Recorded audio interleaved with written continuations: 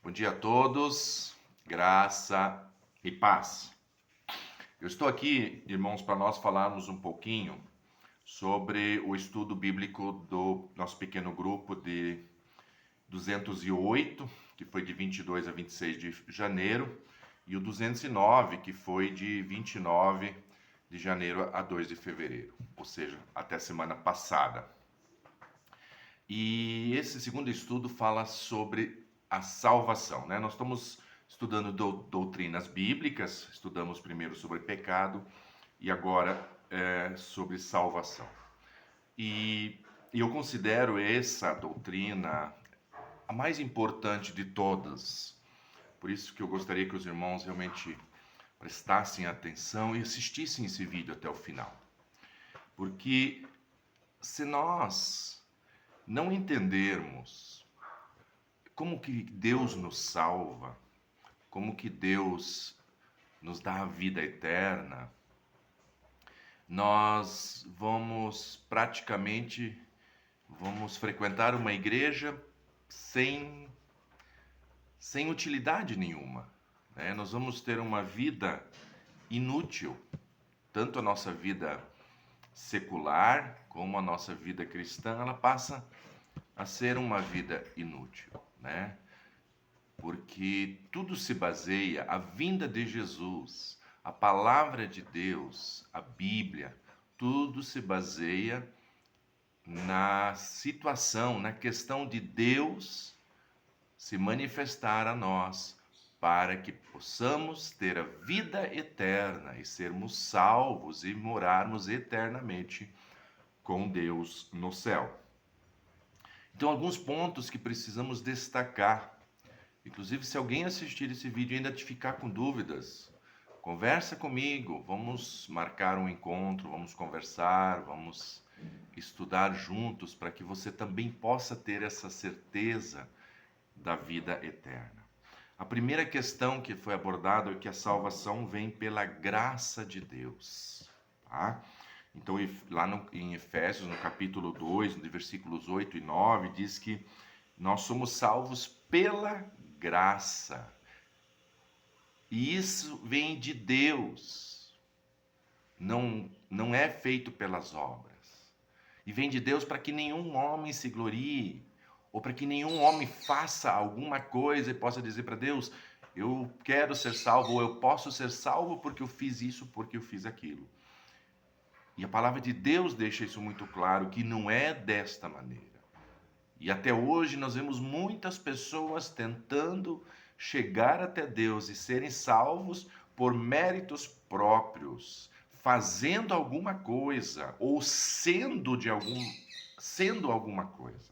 E a palavra de Deus deixa muito claro que a salvação é pela graça, é dom de Deus, é um presente de Deus para todo aquele que o recebe. E não vem pelas obras.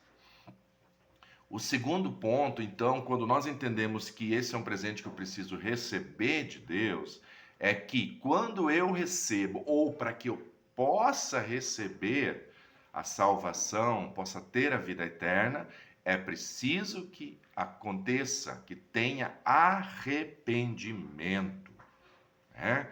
Jesus falou lá em Marcos, capítulo 1, versículo 15, arrependei-vos e credes no Evangelho. Quem não se arrepende não tem como receber o presente da salvação. Isso é impossível para o ser humano. A Bíblia deixa isto muito claro. Então, e arrependimento não é remorso. Arrependimento é mudança de mente. É permitir então que o Espírito Santo entre em nossas vidas e ele mesmo vai nos ajudar a mudar a nossa mente. Para que essa salvação possa ser recebida, esse presente de Deus possa ser recebido, precisamos crer. Crer é ter fé, mas não é uma fé em qualquer coisa, é fé naquilo que a palavra de Deus declara, naquilo que Deus nos mostra na sua palavra. Precisamos crer na palavra de Deus para que então nós possamos ser salvos.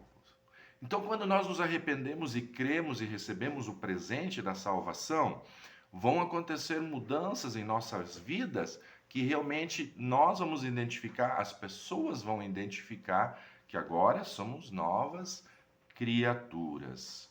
Então, o que vai acontecer? Vai haver uma regeneração. Muitas pessoas enganam-se ao pensar que, afinal de contas, todos somos filhos de Deus. No livro de João, no capítulo 1, no versículo 12 e 13, lemos que somente aqueles que recebem a Cristo e creem em seu nome são feitos filhos de Deus. Então, se você não crê e não recebe a Jesus, você não é filho de Deus e você está sendo enganado pelo diabo, você está sendo enganado por pessoas, você está sendo enganado por religiões que dizem que todos são filhos de Deus. Não é isto que a palavra de Deus afirma. E lembra que eu falei no tópico anterior? Crer, para sermos salvos, para recebermos o presente de Deus, precisamos crer, mas crer na palavra de Deus, genuinamente na palavra de Deus, uma palavra que não foi corrompida, uma palavra que não foi corrompida por religião, por conceitos pessoais, mas sim unicamente, genuinamente a palavra de Deus. Então, nós vamos ser regenerados. Antes não éramos filhos de Deus, agora passamos a ser filhos de Deus. A pessoa não regenerada é nascida apenas naturalmente. A pessoa regenerada é nascida de novo, como diz lá em João, Evangelho de João, no capítulo 3, nascida da água e do Espírito. E nesse processo agora que nós somos salvos, então vai acontecer um processo de justificação e de salvação. Automaticamente, quando nós recebemos esse presente, nós nos arrependemos, cremos no Senhor, permitimos que Ele nos regenera, somos justificados diante do Senhor. Em Romanos capítulo 3, versículos 32 e 34 e capítulo 5, versículo 1, você pode constatar isso. Não temos justiça própria, pois por natureza somos injustos, pecadores, condenados, como afirma o livro de Isaías capítulo 64, versículos 6 e 7. Mas agora os nossos pecados, as nossas injustiças caíram sobre Jesus. Ele, então, é o que nos justifica. Por isso que não tem nada que eu possa fazer para ter a salvação, mas aceitar com muita alegria, com muito amor, o sacrifício que Jesus fez para me justificar. E no final, então, esse processo da santificação, então nós somos justificados e aí nós somos então santificados.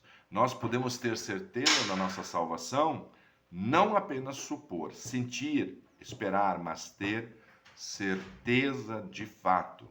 Em João 5,24 temos a declaração muito clara que Jesus afirma que todo aquele que ouve a palavra de Jesus e crê naquele que o enviou tem a vida eterna. Não entrará em juízo, mas passou da morte para a vida eterna. Então ele não é mais julgado, porque ele já passou da morte para a vida. E mais uma vez entra a questão que afirma, a palavra de Deus nos diz que nós somos salvos, por isso nós podemos ter essa certeza.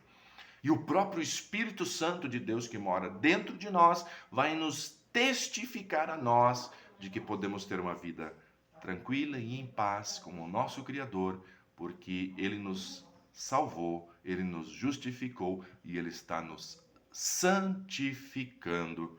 E isto é maravilhoso quando nós entendemos isso. Se nós não entendemos a salvação, se nós não temos essa certeza, a nossa vida é inútil. A vida que nós construímos aqui na terra passa a ser inútil. inclusive passa a ser inútil. Estarmos numa igreja e pertencermos a uma igreja passa a ser totalmente inútil. A conclusão, então, é que nós somos salvos pela graça de Deus, mediante o arrependimento e a fé em Cristo. Nós somos regenerados e nos tornamos filhos de Deus. A justiça de Cristo passa a cada pecador, crente e salvo. Não há palavras ou insinuação que possa invalidar o testemunho de Deus sobre a certeza da salvação a partir da nossa conversão. Então, que nós possamos entender isso. E se você ainda não entendeu, não espere mais. Não viva uma vida inútil. Não viva uma vida inútil, inclusive na igreja. Porque ir a uma igreja não salva, não é o suficiente. Fazer coisas, por melhores que elas sejam, por boas que elas sejam, e nós sabemos que muitas pessoas fazem muitas coisas boas, mas para sermos salvos, é inútil tentarmos desta maneira. Que Deus os abençoe, que Deus os guarde. Participem dos nossos pequenos grupos, toda quarta na igreja, toda quinta na casa do pastor ou na casa do irmão Nico. E se você quiser uma visita pastoral, se você quiser iniciar um pequeno grupo na sua casa, eu terei o maior prazer de estar iniciando junto com você. Tá bom? Deus abençoe a todos.